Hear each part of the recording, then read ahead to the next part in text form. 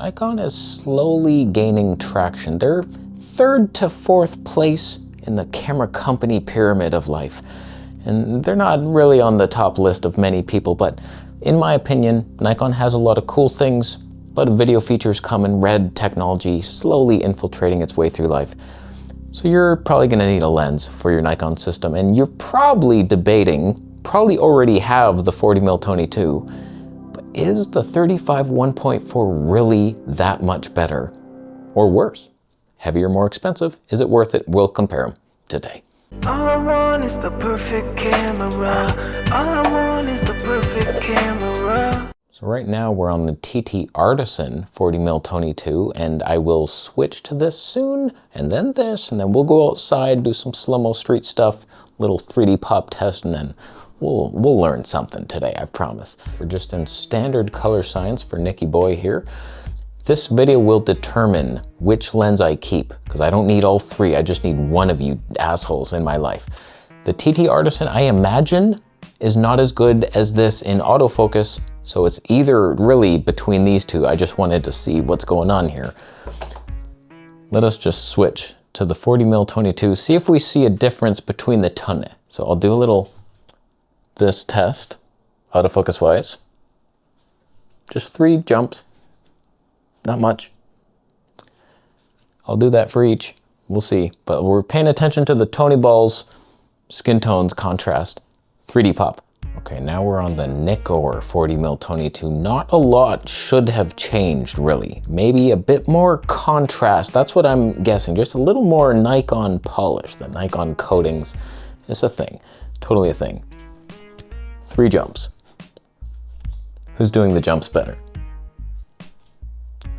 Was there a noticeable smoothness difference? Because when I'm doing the slow-mo street stuff, I've noticed on the TT Artisan, it's just, I need my settings down and I don't know what to do, but like it tracks for a bit and then loses it and jumps and it's quirky. It's not good, it's not Canon level, it's not Sony level. It's better than Fuji and Panasonic, but come on. So the TT Artisan version, I've already reviewed it and compared it to this, like old footage with this, but today we'll see it outside, side by side, same exact scene, same lighting. It's cheaper for sure. The metal mount is nice. A slightly different Tony look. Which do you prefer? Do you really care? Like the Nikon lenses have a bit of a vintage Tony thing with outlines and different shapes, whereas TT Artisan is a bit different. It's more accepted in today's society, I would say. But if you're desperately relying on good autofocus, I can't really recommend a third-party company. So hopefully this is better. Now the real debate is 40mm Tony-2 budget, ghetto, light, cheap lens, amazing. Is it worth upgrading to a 1.4, much heavier, like 3 times the weight? Way more, probably 3 times the price, roughly. Comes with a lens hood, which you don't. That makes it even bigger. It's big and heavy, but you get your extra stop of light. And wow, maybe it's better somehow. They're both vintage with some pop. Why, hello to you, Nicky Boy. This is my first time trying this lens. I had the 50mm 1.4. For some reason, I was like, I don't know about that. It's a bit tight. The Tony was weird. So do we have the same weird Tony? We might. So if we were to leap for mankind, does one autofocus better? Wow, look at us. This is a good test. So are the Tony balls weird? Are you gaining a lot from this extra stop in here? Just we're getting bigger balls and slightly less of my hideous living room. I think for this type of shot, you would want the blurrier background just to have it. It's just like, oh, that looks kind of cool.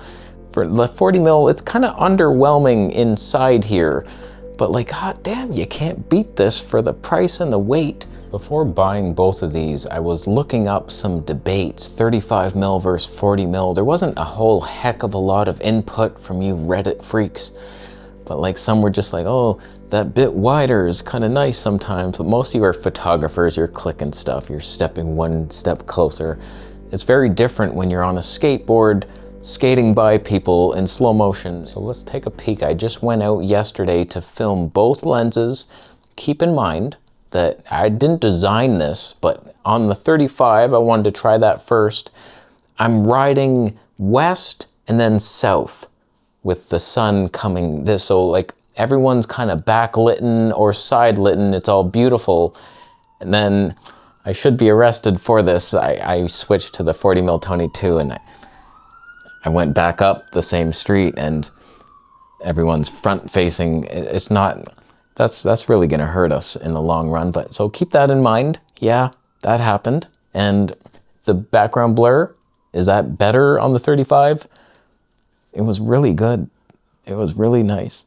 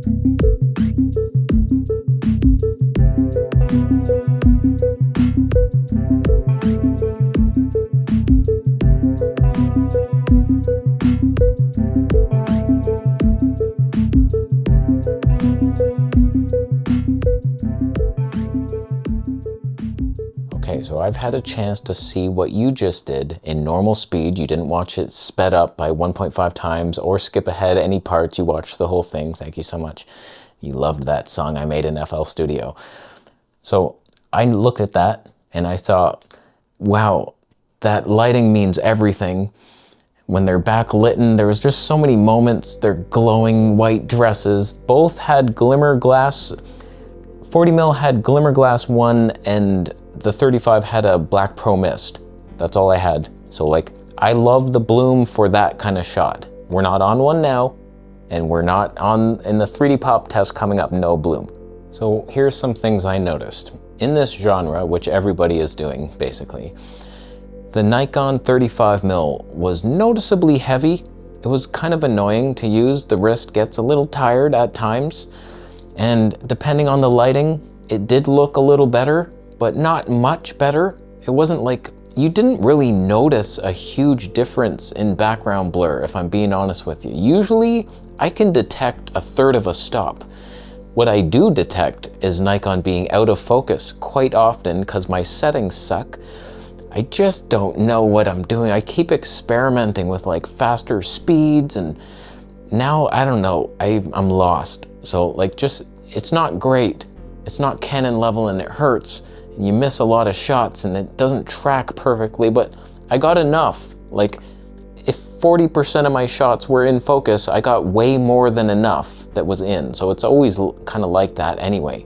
But Nikon is probably either my favorite or second favorite to Fuji for this genre. It's just, this is in N-Log with the red LUTs, and it's just beautiful outside, and you get a glimmer glass on there, and it's just like, damn son, this is so beautiful. Like it's amazing. Nikon just has that filmic touch to it. So the Nikon 35 is definitely a bigger setup. It draws more attention. It looks like you're filming people, whereas the 40mm, not so much, and the Fuji even less. For whatever reason, when I'm on the Fuji, I have a cloak of invisibility, and no one can see me, and no one cares. It's Fuji, everybody's happy, they're good times. Okay, let's go out, do a little 3D pop test. I found a beautiful place that was so safe. I just felt so safe there. And I did use rich tone portrait for some reason, so it's a slightly, you could argue it's overexposed, but it's not really. I'm perfectly exposed. Actually, it worked out somehow. So let us compare all three of these lenses 3D pop-wise, because that's the most important thing. Okay, and how much drugs would you like, good? Oh, well, hello. Name's Jason Cracklepack. Nice to meet you. Oh boy, yeah. No, to hell with you, good sir. I'm in the ghetto now, and we're on the TT Artisan 40mm 22, because we haven't properly compared the pup. So full body over here, any second, this could be it. So TT Artisan, this is the ghetto version of the 40mm 22. It's almost as good, sometimes better in a lot of ways. Is that car turning? Oh, don't turn down the alleyway. This is my hood. It has a metal mount, it's cheaper, and it has better looking ton, apparently. So let us switch to the 40mm, because the only reason I got it was better autofocus for the slow-mo street stuff, which hopefully we just witnessed. Boom. Now we're on the native Nikon. Are we seeing it? Are we seeing something? Because I tell ya, although there's nice looking images to be had with flat clinical lenses, you almost don't see it, but you often do, and I often do, and I would never actually buy a flat lens, but I'll test them. If you got them, I'll put them in the gauntlet. They're not going to come out unscathed.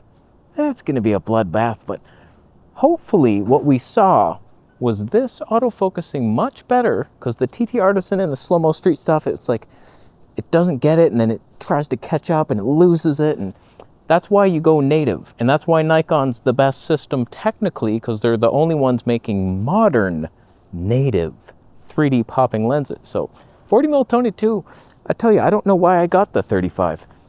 Don't know why. This is the perfect lens, but could it be better? Go back to the spot. It's going to be a bit wider. I didn't plan ahead for that. Is the 35mm Tony 1.4 really worth the 1.4 and the extra heavy weight and the money that you'll lose? We stuffed it down to 22. Oh, we're right there. No advantage yet. So like, we're seeing it. Is it more poppy at the same Tonys? Huh? You didn't expect that plot twist coming. You thought I was jumping right into the deep end of the pool. Oh, you don't even know me. Hopefully the autofocus is good. I tell you, the debate, 35 versus 40, it's very similar focal length wise. Okay, let's stop the Tonys open and then we see it. We see the truth. Is it now the lens of the future? 1.4 primes with a vintage touch. That's why you go Nikon. And it's like maybe modernly sharp as well. It should have everything you'd ever need. So side by side with 40mm 22 Nikon boy. We don't need TT Artisan in the comparison anymore. You're done, friend. What the hell is that noise? It's a truck. Am I the king of pop, or is the 40mm 22 good enough? That is the question we answer here today and now. And then, was stopped down at 22 better than 40mm 22 boy? That is the questions that are very important when you're in a dark alley with lots of graffiti. I do believe I stepped on a glass-looking figure that probably shouldn't be here, but it was here, and that's fine. So I will go home, review all this footage, give you my thoughts on if the 35mm is actually worth it over the 40mm 22. My initial thought is hell no. There's no reason. Don't do it. Oh, I want to blur the background bar. You want to do this. Look at all the graffiti, bro. That's amazing. Huh? Who's the artist? No one. It's not even there anymore. You're an egotistical maniac. I'll leave. Okay, I've had a chance to look at everything now. I think I know the answer. I think we all know it deep inside. So I made a couple little tweaks here. More contrast on that standard. Put the Black Pro Mist on and slightly lowered exposure a bit. Just around the 35mm 1.4. So what I've seen, autofocus wise, obviously TT Artisan was the worst. It had the more stepping patterns. It was the least reliable. The 40mm and 35 both have the same kind of smooth and then a contrast detect lump at the end. Smooth and then little, I don't like that. So, and it still overshoots to the nose and back. Thank you for the major firmware update, Nikon. I'm on the latest one. It did not fix that. There's a lot of things it didn't fix. It didn't add a whole heck of a lot, but I just set up the focus limiter. So maybe next time with my settings, it won't hunt to the background at least. What's most surprising is I'm not even seeing a huge ton increase on the 1.4 because it's slightly wider. Just having a longer focal length will increase the ton magnitudes. So like it's almost indetectable. Like if that's why you're getting it, don't. And then it's so much heavier. The answer is obvious, man. The 40mm 22 is the GOAT lens, greatest of all time. You can't beat this lens for the system, and it's so cheap. Ironically, it's the cheapest of all and lightest, and you'd think, oh, plastic mount is ghetto-ass kit lens of a prime. No, it's the best lens you could ever get. The most balance. I just don't see it. Like, why? Why bring this with you? For what? It did look glorious. I'm not gonna lie to you. We're now in rich tone portrait, by the way, with a glimmer glass, 40mm 22. Like, it's good, but like, is it? No? And just some final thoughts. I don't know what I'm seeing a lot of the times when I'm looking for 3D pop. It felt, I don't know if you agree, but it felt like the TT Artisan was actually the poppiest.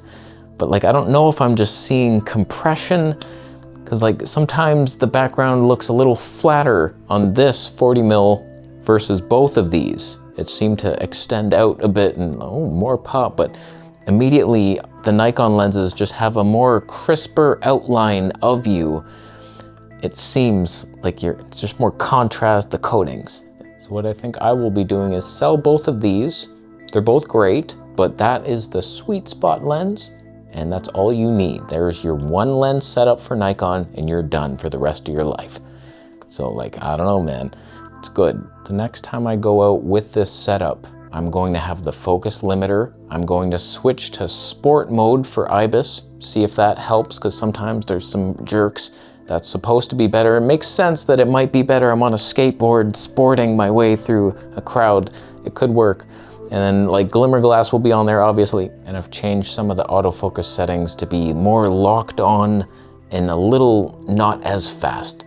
So like, I don't know the best settings. I'm still trying to figure that out. But once I perfect it, then Nikon is a viable system for a lot of things. So not bad, Nicky boy. Which lens did you think won the battle? Because my opinions are often the opposite of yours, unfortunately. So I don't know, man. Goodbye to you. Hello, $40 that I make from you. And wow, Nicky boy, you've done it. Bitcoin is appreciated, and I will be leaving now. Smooth autofocus, brilliance. Little stab at the end, but it's fine. It's a hug and then a stab. It's good. Subscribe for more videos.